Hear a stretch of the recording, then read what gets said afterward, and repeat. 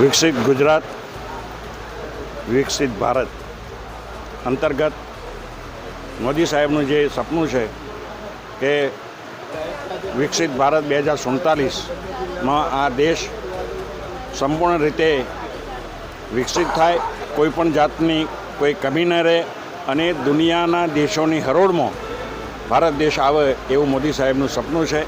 એ અંતર્ગત આજે અરવલ્લી જિલ્લાના મોડાસા ખાતે વહીવટી તંત્ર દ્વારા જે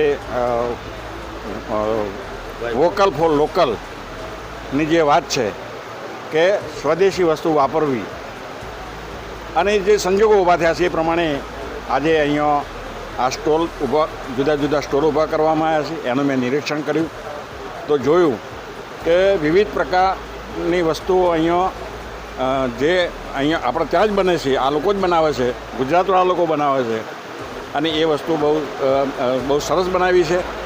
આવનારા દિવસોમાં મને વિશ્વાસ છે કે આ ગુજરાતની પ્રજા, ભારતની પ્રજા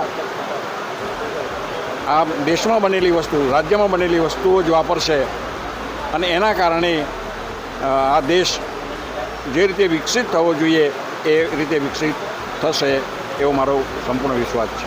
ઓકે સર.